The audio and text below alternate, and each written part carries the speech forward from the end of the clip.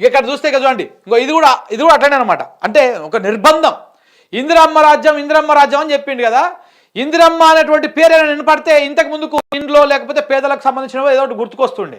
ఇప్పుడు ఇందిరమ్మ అని పేరింటే ఇక చెప్పులు పొరక మటలు తీసుకునే కాడికి వచ్చింది ఊరల మహిళలు. అంటే ఆ స్థాయికి తీసుకుపోయిండు.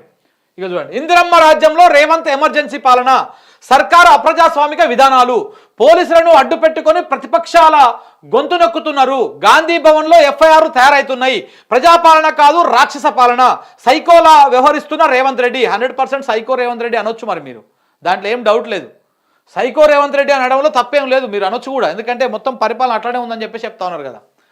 సో సైకోలా వ్యవహరిస్తున్న రేవంత్ రెడ్డి. గచ్చిబౌలి పోలీస్ స్టేషన్ వద్ద మీడియాతోటి హరీష్ రావు మాట్లాడిండు. నిన్న ఏమన్నా కథన అసలు కౌశిక్ రెడ్డిని బేసిక్గా ఏమైందయ్యా అంటే, ఒకసారి మనము ఇప్పుడు సెకండ్ టాపిక్ అదే కదా. సెకండ్ టాపిక్ ఏముంది, తెలంగాణలో ఎమర్జెన్సీ పాలన.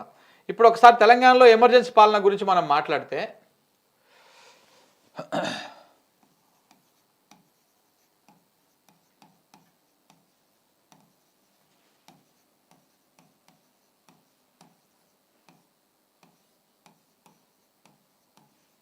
తెలంగాణలో ఎమర్జెన్సీ పాలన గురించి మనం మాట్లాడితే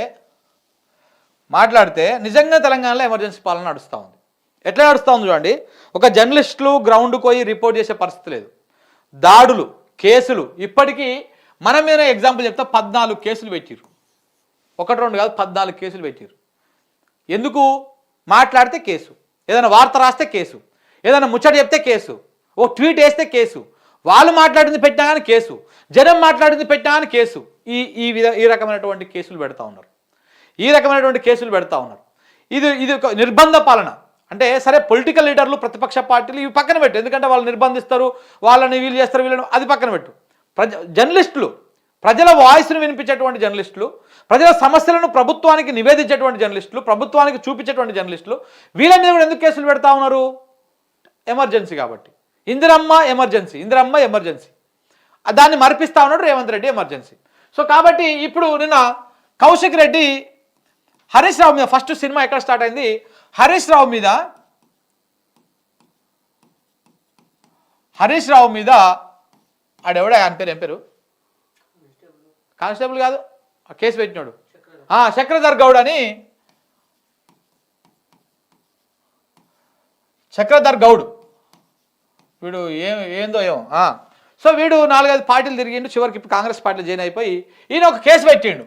ఏం కేసు పెట్టిండు? హరీష్ రావు మీద ఫోన్ ట్యాపింగ్ కేసు పెట్టిండు.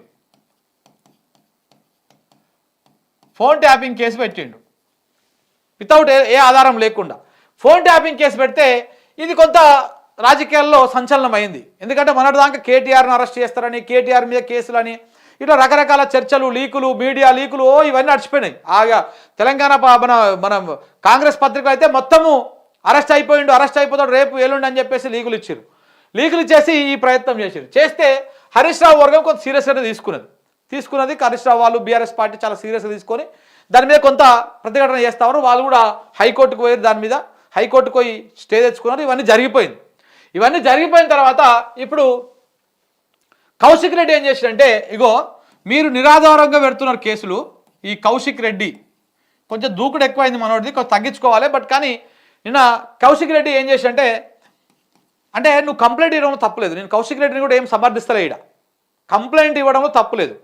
కంప్లైంట్ ఇచ్చినప్పుడు ఆడ ఆఫీసర్ లేకపోతే సావధానంగా, సామరస్యంగా, నిమ్మలంగా జర కోపం తగ్గించుకొని అధికారులతో మాట్లాడి అది ఇచ్చే తిరిగి ఇవ్వాలి. నువ్వు ఆడికి పోయి కూడా శంగ ఎగిరితే అది మొత్తం రివర్స్ కొడుతుంది వ్యవహారం. సో కాబట్టి కొంత దూకుడు తగ్గించుకోవాలి. అంటే నోటి దూలు అంటాం చూసినావా, దాన్ని తగ్గించుకోవాలి. కొంచెం అంతా తగ్గించుకొని కొంత రాజకీయంలో ఆవేశం ఎప్పుడు పనికిరాదు. నువ్వు మొత్తం కంప్లీట్గా ఆవేశంతోనే చేస్తావు నువ్వు రాజకీయం. That's not correct. అది ఎప్పటికి కూడా నీకు డ్యామేజ్ అవ్వడం కాదు, నీ పార్టీకే డ్యామేజ్ అవుతుంది. నీ వల్ల నీ పార్టీ ఇబ్బందులు పడాల్సి వస్తుంది. ఇంతకుముందుకు అట్లనే ఇష్టం వచ్చినట్టు మాట్లాడి తొడలు కొట్టి మెడలు కొట్టి అదొక పెద్ద వ్యవహారం అయింది. ఇప్పుడు ఇది. సో కాబట్టి నువ్వు కంప్లైంట్ ఇవ్వనిక పోయినప్పుడు కంప్లైంట్ ఇవ్వాలి. ఆయన లేకపోతే ఇంకో గంట ఆగాలి, 2 గంటలు ఆగాలి, అది కూడా వీడియో తీయాలి, లేకపోతే మీడియాకి ఇవ్వాలి, సోషల్ మీడియాలో పెట్టాలి, చర్చ అవుతుంది, ప్రజలు ఆలోచిస్తారు. కానీ నువ్వే సీరియస్ అయిపోయి పోలీసు వాళ్ళ మీదకి పోయి ఇప్పుడు చూసేవాడు ఏమంటాడు, ఎందుకే అంతగానో అరవాలి, దేనికోసం ఎగరాలి అనేటువంటి మాట కూడా వస్తుంది ఇంటలెక్చువల్స్ నుంచి. ఎప్పుడైనా రాజకీయం చేసేటప్పుడు ఒకటికి రెండు సార్లు ఆలోచించాలి, ఒకటికి రెండు సార్లు ఈ కోపానికి పోవచ్చునా పోకూడదు అనేది కూడా ఆలోచించాలి. యువరక్తమే కావచ్చు, తొలిసారి ఎమ్మెల్యేగా కావచ్చు, కానీ ఈ దుర్కుడు ఈ దుందుడుకు వ్యవహారము, ఈ ఎగిరి దుంకేటువంటి వ్యవహారం అన్నిసార్లు పనికిరాదు. అది కొంత డ్యామేజ్ కూడా అవుతుంది, దానివల్ల కొంత మైనస్ కూడా అవుతుంది. సో కాబట్టి కౌశిక్ రెడ్డి ఏం చేసిండు, కంప్లైంట్ తీసుకొని ఆ పోలీస్ స్టేషన్కి పోయిండు. ఏం పోలీస్ స్టేషన్, బంజారాలు చేయను, అది ఏదో పోలీస్ స్టేషన్కి పోయిండు. పోయి అక్కడ ఏసీపీ అపాయింట్మెంట్ తీసుకున్నాడంట ఆల్రెడీ ముందే. తీసుకుంటే ఈయన పోయే సమయానికి ఏసీపీ ఫస్ట్ ఏమో రమ్మని చెప్పారు, టైం ఇచ్చారు. కానీ కౌశిక్ రెడ్డి పోయే సమయానికి ఏసీపీ ఎక్కడికో వెళ్ళిపోతే అక్కడ సిఐ ఉంటాడు కదా, సిఐ కలుద్దామని పోతే సిఐ కూడా ఈయన పోయింది చూసి సిఐ కూడా వెళ్ళిపోతా ఉంటే ఆ సిఐ దగ్గరికి పోయి కౌశిక్ రెడ్డి కొంత వాగ్వాదం చేసాడు అనమాట. ఎందుకు తీసుకోరు కంప్లైంట్ అట్లా ఇట్లా అని కొంత సీరియస్గా మాట్లాడాడు. దాంతో ఈయన కేసు పెడదామని పోయినటువంటి కేసు పక్కన పోయింది. పోలీసులతో రూడ్గా బిహేవ్ చేసేందుకు పోలీసు వాళ్ళే కౌశిక్ రెడ్డి మీద కేసు పెట్టారు. కేసు పెట్టి తెల్లారినాక కౌశిక్ రెడ్డిని అరెస్టు చేసేందుకు పోలీసు వాళ్ళు ప్రయత్నాలు చేశారన్నమాట. ఎందుకంటే పోలీసుల పట్ల అమర్యాదగా ప్రవర్తించేందుకు, వాళ్ళ విధులకు డ్యూటీకి ఆటంకం కలిగించేందుకు పోలీసు వాళ్ళే కౌశిక్ రెడ్డిని అరెస్ట్ చేసేందుకు ఆయన మీద ప్లాన్ చేసి తెల్లారినాక ఏ క్షణమైన అరెస్ట్ అయ్యేటువంటి అవకాశాలు కూడా ఉన్నాయని చెప్పేసి మనం వార్తలు కూడా చూసినాం. ఈ క్రమంలో కౌశిక్ రెడ్డిని అరెస్ట్ అవుతుంటే మరొక ఎమ్మెల్యే కదా, మళ్ళీ లేనిపోని ఇబ్బంది ఎందుకని చెప్పేసి హరీష్ రావు వీళ్ళందరూ కూడా కౌశిక్ రెడ్డి ఇంటికి వెళ్ళి కౌశిక్ రెడ్డిని ఎందుకు అరెస్ట్ చేస్తారు ఏంది కదా అని చెప్పి అప్పటికే పోలీసు వాళ్ళు కౌశిక్ రెడ్డి ఇంటికి పోయారు. వాళ్ళ ఇంట్లోకి మొత్తం జ్వరపడ్డారు, వాళ్ళ బెడ్రూమ్లో కాడుకోయారు. అంతా కూడా పోయి హంగామా చేస్తున్నారు. హరీష్ రావు పోయి కొంత సీరియస్గా ఎందుకు వచ్చారు, మీకు ఇక్కడ లోపలికి రావాల్సిన అవసరం ఉంది, బయట ఉండాలి మీరు, అట్లా ఇట్లా నోటీస్ ఇవ్వండి, ఎఫ్ఐఆర్ ఏదో చూపియండి, 41 CRPC ఇవ్వండి. ఆయన కొంచెం సామరస్యంగా చాలా నీట్గా మాట్లాడుతుంటే పోలీసు వాళ్ళు ఏం చేశారు, హరీష్ రావు కూడా అక్కడ నుంచి పికప్ చేసి తీసుకుపోయి గచ్చిబౌలి పిఎస్లో పెట్టారు. గచ్చిబౌలి పిఎస్లో అరెస్ట్ చేసి తీసుకుపోయారు. మళ్ళీ అదే కౌశిక్ రెడ్డి ఇంటికి వస్తున్నటువంటి జగదీశ్వర్ రెడ్డిని, రాకేష్ రెడ్డిని, మిగతా ముఖ్య నాయకులందరినీ కూడా అరెస్టులు చేసి ఎక్కడికక్కడ అరెస్టులు చేసి తీసుకుపోయి మళ్ళీ ఆ పిఎస్లకు తరలిస్తే ఈ కాసేపు అయినాక కౌశిక్ రెడ్డిని కూడా అరెస్ట్ చేసి ఓ దగ్గర తీసుకుపోయారు. ఆయన రిమాండ్ చేసేందుకు చాలా శతవిధాల ప్రయత్నాలు చేశారు. చివరికి కోర్టు పోలీసులను తిట్టింది, ప్రభుత్వాన్ని తిట్టింది, రిమాండ్ తిరస్కరించేసి నైట్ అర్ధరాత్రి కౌశిక్ రెడ్డి కూడా బయటకు వెళ్ళిండు. కూడా దాదాపు ఆయనని ఒక సాయంత్రం దాకా 6-7 గంటల దాకా గచ్చిబౌలి పిఎస్లోనే ఉంచుకున్నారు. అప్పటికే కవిత కూడా, ఎమ్మెల్సీ కవిత కూడా అక్కడికి వచ్చింది. కొంత బీఆర్ఎస్ క్యాడర్ మొత్తము ఆ గచ్చిబౌలి ఆ ప్రాంతం మొత్తము గ్యాదర్ అయ్యారు. దాంతోపాటు మిగతా పోతున్నటువంటి నాయకులు అందరినీ కూడా అరెస్ట్ చేసిర్రు. ఎమ్మెల్యే ఆయన పేరు ఏం పేరు, మన ఇది జనగాం ఎమ్మెల్యే పల్లా రాజేశ్వరరెడ్డిని కూడా అక్రమ అరెస్ట్ చేసి ఆయనని అదేసిరు. సో ఇట్లా మొత్తం రాష్ట్ర వ్యాప్తంగా ఎక్కడికక్కడ బీఆర్ఎస్ నాయకులను అరెస్టులు చేసి ఒక నిర్బంధ పాలన, ఒక ఎమర్జెన్సీ పాలన కొనసాగింది నిన్న. సో ఫైనల్గా ఇటు హరీష్ రావు బయటకు వచ్చి, మిగతా బీఆర్ఎస్ కార్యకర్తలు బయటకు వచ్చి కోర్టుకు రిమాండ్ కోసం అని కోర్టుకు తీసుకపోతే కౌశిక్ రెడ్డిని కూడా కోర్టు బెయిల్ ఇచ్చేసి పంపించేసింది.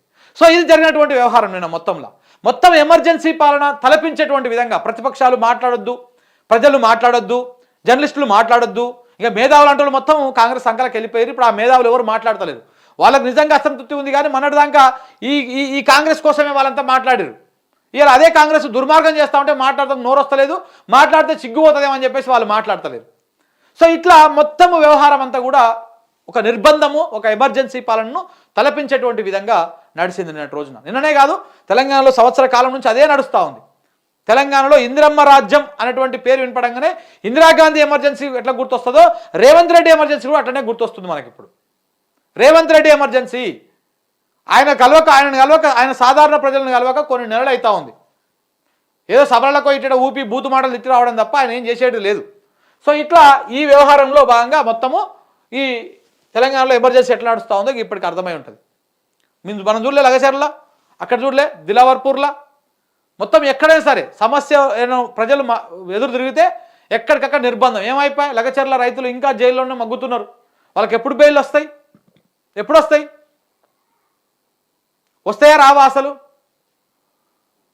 దుర్మార్గమైనటువంటి రీతిలో ఉంది వ్యవహారం. ఎమర్జెన్సీని మించినటువంటి పాలన సాగుతూ ఉంది తెలంగాణ రాష్ట్రంలో.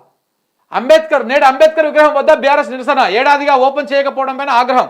అంబేద్కర్ విగ్రహం దగ్గర నిజంగా కూడా అంటే ఇలా వర్ధంతి ఇవ్వాలి. డిసెంబర్ 6 తారీఖు నాడు ఆయన కన్ను మూసిండు, పరమపదించారు. సో కాబట్టి మన అంబేద్కర్ వర్ధంతి సందర్భంగా మరి కనీసం ఇయ్యాలన్న పోయి నివాళులు అర్పిస్తాడా మన ముఖ్యమంత్రి గారు? అర్పిస్తాడా? నాకు డౌటే. ఎందుకంటే ఈ విగ్రహం దగ్గరకు పోతే కేసీఆర్ గుర్తుకొస్తాడు. మళ్ళీ ఆ విగ్రహం ఓలు కట్టిర్రు, అది ఓలు ఏర్పాటు చేసి కేసీఆర్ ఏర్పాటు చేసిండు. అంత పెద్ద 125 అడుగుల విగ్రహాన్ని కేసీఆర్ అది చేసి. సో కాబట్టి పోడాడికి పోడు కనీసం దిగ్గు చూడండి. నాకు తెలిసి రాత్రికి కనీసం లైట్లు వేస్తే కూడా గగనమే రాత్రిపూట, రేపు ఇవాళ నైటు చూడాలి ఏం జరుగుతుంది అన్నది.